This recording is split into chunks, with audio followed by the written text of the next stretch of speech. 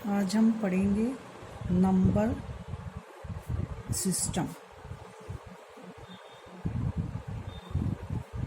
Number system में हम सबसे पहले पढ़ेंगे set of natural number. Set of natural number को हम डिनोट करते हैं एन से। इसे बोलते हैं प्राकृत संख्याओं का समुच्चय। तो सेट ऑफ नेचुरल नंबर में जो नंबर्स आते हैं वो आते हैं 1, 2, 3, 4 अप टू इन्फिनिटी। अच्छा, यहाँ ध्यान दीजिए, ये जो सेट ऑफ नेचुरल नंबर जो नंबर आते हैं मतलब फुल डिजिट पूर्ण संख्या रहती है, 1, 2, 3, 4, कोई पॉइंट्स के नंबर नहीं होते। जैसा कि इसका नाम है नेचुरल नंबर, तो नेचर ने जो हमें दिया है, जैसे सपोज क्लास में बच्चे बैठे हैं तो हम कैसे काउंट करेंगे बच्चों की संख्या 1, 2, 3, 4 इसी तरह से करते हैं। कि ऐसा तो नहीं होता कि कोई बच्चे की हाइट छोटी है तो हम उसे 0.5 बोलें, नहीं ना। तो छोटा हो या बड़ा हो, जैसे पेड़ पौधे भी नेचर ने दिए हैं, तो हम काउंटिंग कहाँ से करते हैं? 0 से तो नहीं करते, कहाँ से काउंटिंग करते हैं? 1 से। तो सेट ऑफ, आप याद रखेंगे, नेचुरल नंबर मतलब 1 से स्टार्ट करना है, इसमें कोई पॉइंट्स के नंबर नहीं आएंगे। इसको हम पॉजिटिव इंटीजर्स भी बोलते हैं, धन पूर्ण संख्याओं का समुच्चय। ठीक है, अब क्लियर। अब आगे हम बढ़ेंगे होल नंबर्स, इसको हम डिनोट करते हैं W से। देखिए, बगैर जीरो के संख्याएं कंप्लीट नहीं होती, तो इसमें जीरो को भी इंक्लूड करते हैं, इसलिए इसका नाम है पूर्ण संख्याओं का समुच्चय, सेट ऑफ होल नंबर्स। इसमें जीरो भी इंक्लूड है, 0, 1, 2, 3 up to infinity. Means set of natural number के सभी नंबर और साथ में जीरो भी इंक्लूड है। ठीक है, जैसे अब क्लास में कोई भी बच्चे बैठे नहीं हैं तो मैं पूछूं, देखो आओ कि क्लास में कौन कितने बच्चे हैं, तो आप क्या बोलेंगे? कुछ भी नहीं। कुछ भी नहीं तो कोई होता नहीं है ना, तो गणित में हम उसको क्या बोलते हैं? कुछ भी नहीं। कोई क्या नाम दिया हुआ है? जीरो। ठीक है, अब इसके और आगे चलेंगे हम। इसमें ये नंबर तो इंक्लूड होंगे ही, उसको कहेंगे हम पूर्णांक संख्याओं का समुच्चय, सेट ऑफ इंटीजर्स। इसको हम आई से डिनोट करेंगे। देखिए, अब आई मीन्स क्या होगा? पूर्णांक संख्याओं का समुच्चय, 0, 1, 2, 3 up two plus infinity. Zero के राइट साइड एंड जीरो के left side -1, -2, -3 and so on minus infinity. मतलब इसमें हमने देखिए होल नंबर्स तो पूरे हैं ही, इसके अलावा कौन से नंबर हैं इसके अंदर? निगेटिव इंटीजर्स भी हैं।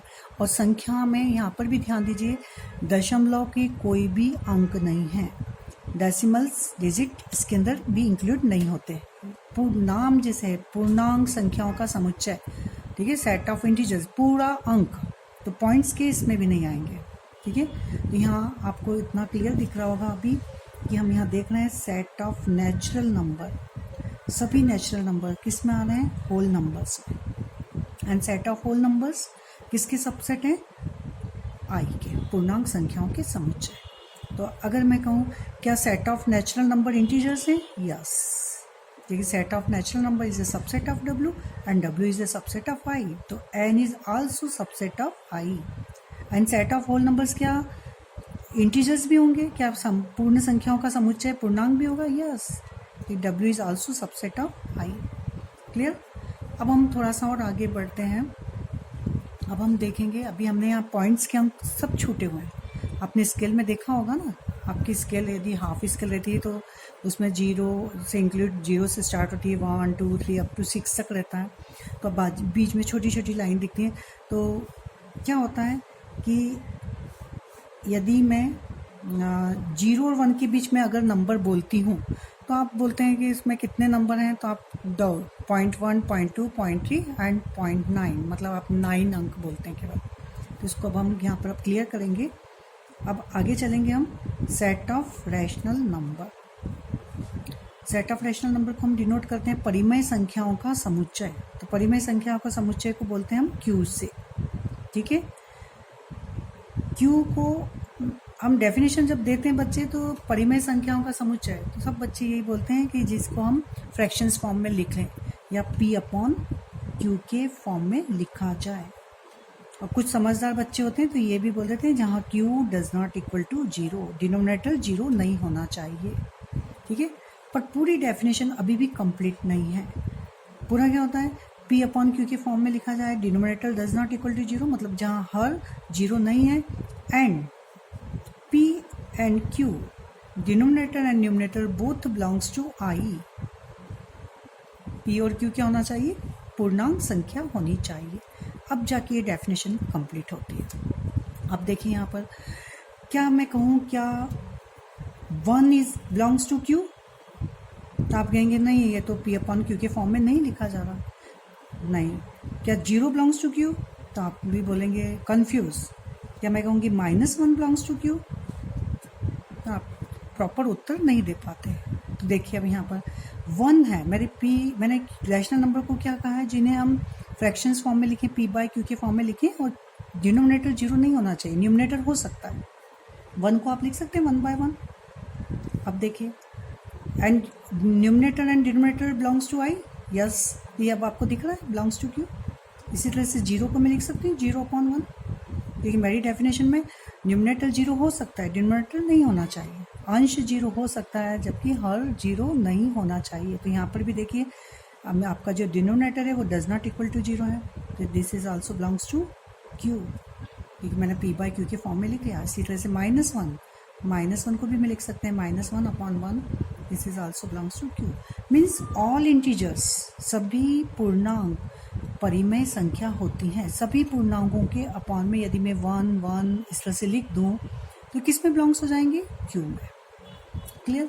तो अब यहाँ परिमेय संख्या में सभी इंटीजर्स तो आ गए, और साथ में कौन से अंक आ जाएंगे। देखिए अभी हम यहाँ पर एक रियल, अब हम एक लाइन पे देखें तो यहाँ पर आपका 0 होता है, यहाँ 1, यहाँ 2, ठीक है।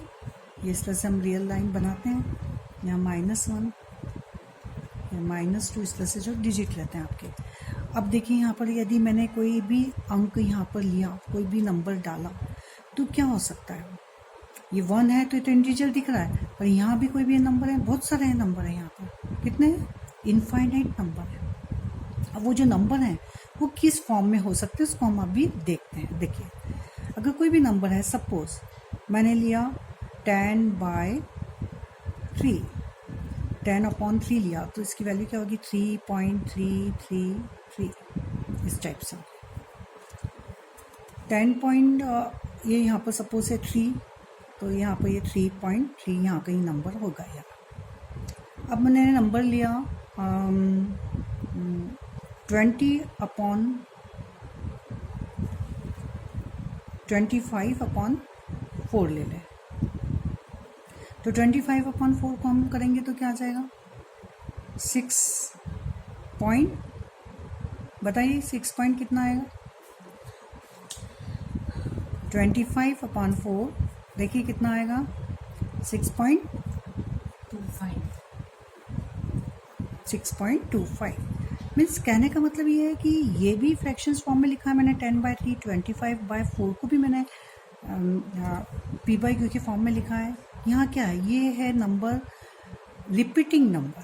ये किस टाइप का नंबर है, रिपीट हो रहा है, पुनरावृत्त हो रहा है। और ये 6.25 क्या, टर्मिनेटिंग, मतलब यहाँ पर ये एंड हो चुका है।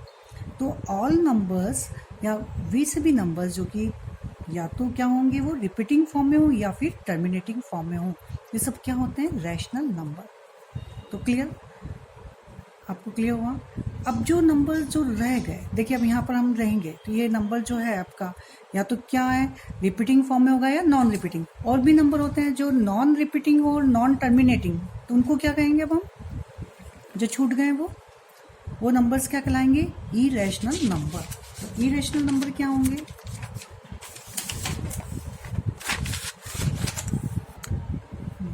अब हम देखेंगे अपरिमेय संख्या, इरेशनल नंबर।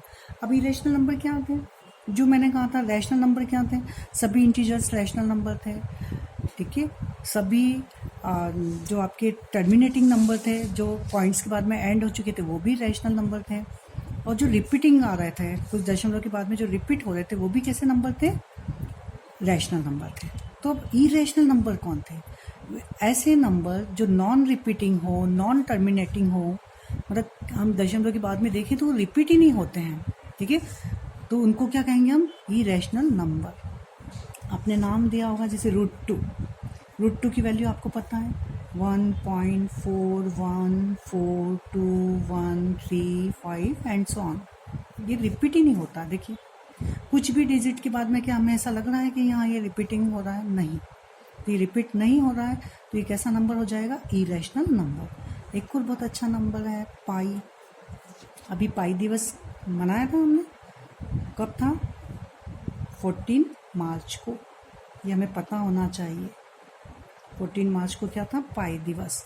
पाई की वैल्यू क्या होती है? 3.1415926 एंड सो ऑन। ये भी रिपीट हो रहा है क्या? नहीं। देखिए मैंने कहा पाई जो था ये 14 मार्च को, देखिए यहाँ से ये मार्च का महीना कौन सा है? 3rd मंथ होता है ना, और ये 14 मार्च। तो आपको याद रखने के लिए 3.14 मतलब मार्च में और 14 मार्च को ही आएगा, इस तरह से भी हम याद कर सकते हैं। तो यहाँ पे ये भी रिपीट नहीं हो रहा है, तो ये भी क्या हो जाएगा? Irrational number. ये नॉन रिपीटिंग नंबर है, तो इनको हम फ्रैक्शंस फॉर्म में नहीं लिख सकते। आपने यहाँ पर मुझे कुछ बच्चों का डाउट रहता है कि मैडम पाई को तो हम 22/7 लिख लेते हैं, ठीक है, पर आपने दिया तो ये तो फ्रैक्शन फॉर्म में लिख दिया मैंने P/Q के फॉर्म में, and P and Q belongs to I, ठीक है। पर आपने ध्यान से देखिए यहाँ हम पाई की वैल्यू आप 22/7 तो लिखते हैं, पर वहाँ लिखा रहता है अप्रोक्सीमेट। अप्रोक्सीमेट मीन्स लगभग बराबर, मतलब उसके बराबर है, उसकी एग्जैक्ट वैल्यू नहीं रहती है, तो आप ध्यान दीजिएगा, ठीक है। तो pi is a irrational number, ये इसकी वैल्यू जो है 22/7 ये उसके लगभग बराबर है, अप्रोक्सीमेट वैल्यू होती है उसकी। अब हम आए आगे बढ़े, तो आपको इरेशनल नंबर क्लियर? ऐसे नंबर जो किस टाइप के हों? Non repeating and non terminating, तो उनको कैसे कहेंगे हम? Irrational number. अब हम लास्ट में आएंगे हम रियल नंबर। रियल नंबर्स क्या होते हैं? वास्तविक संख्याएं। वास्तविक संख्याएं क्या होती हैं? वास्तविक संख्याएं क्या होंगी? एक मेरी ये है रियल लाइन। रियल लाइन हमने बनाई, इसको यहाँ एरो बनाते हैं, तो यहाँ बीच में क्या बनाते हैं हम? 0 बना लेते हैं। अब यहाँ पर जो नंबर है यहाँ मैंने 1 लिखा, ये 2 लिखा एंड सो ऑन, ये 3 और ये यहाँ पर जा रहा है, ये प्लस इन्फिनिटी का। इधर लेफ्ट साइड में कितने? -1 -2 एंड -3 एंड -इन्फिनिटी। अब देखिए, अब मैंने कहा ये रियल लाइन पर जो भी नंबर हैं वो रियल नंबर्स कहलाते हैं, तो कैसे मैंने ये रियल लाइन पर ये नंबर बनाया? अब ये क्या हो सकता है? या तो क्या होगा? रैशनल या इरेशनल। कैसे? क्योंकि या तो टर्मिनेटिंग होगा या नॉन टर्मिनेटिंग, या तो रिपीटिंग होगा या नॉन रिपीटिंग। तो रियल नंबर्स मीन्स क्या हुआ? सभी रैशनल और इरेशनल नंबर्स क्या हो जाएंगे? मतलब रियल नंबर। तो रियल नंबर मीन्स क्या होगा? सभी परिमेय संख्याएं यूनियन अपरिमेय संख्या, मतलब set of rational number union real number means set of rational number union irrational number. Irrational number को R-Q लिखते हैं। तो अब आप देखिए रियल नंबर पर आप फिर से समझिए, अगर √2 भी है तो √2 की वैल्यू आपको पता है क्या है? 1.4 समथिंग यहाँ कहीं आएगा ये √2।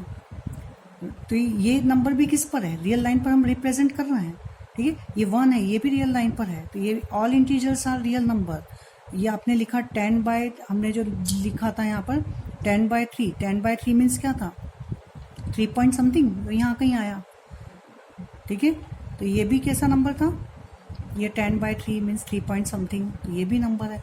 तो सभी रैशनल इरेशनल इंटीजर्स सब क्या है? Real number. मतलब रियल लाइन पर कोई भी नंबर है वो आप उसको रियल नंबर कहेंगे। अब 0 क्या रियल नंबर है? यस। क्या -1 रियल नंबर है? यस। क्या √2 रियल नंबर है? यस।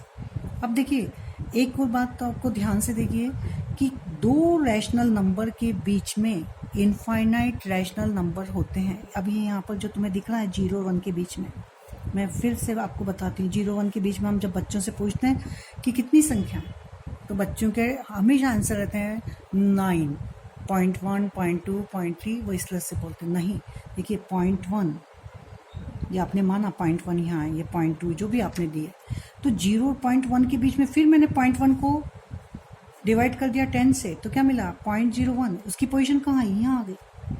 अब मेरे पास फिर 0.01 जो है उसको फिर मैंने डिवाइड कर दिया 10 से, तो क्या आ जाएगा 0.001, ठीक है, उसको और नज़दीक आ गया। तो इसलिए से आपको दिख रहा है कि हमारे दो छोटी से छोटी संख्या क्यों ना ले लें, उनके बीच में कितनी संख्या होती हैं। जैसे मेरे पास में 0.01 एंड 0.001 ही ले लिया मैंने, इनके बीच में कितने नंबर लाए करेंगे, इनफाइनाइट। तो जरा सी नंबर लाइन है, इतनी सी भी लाइन क्यों ना हो, इनके बीच में कितने नंबर है, इनफाइनाइट। क्लियर। रियल नंबर कितने होंगे, इनफाइनाइट रियल नंबर।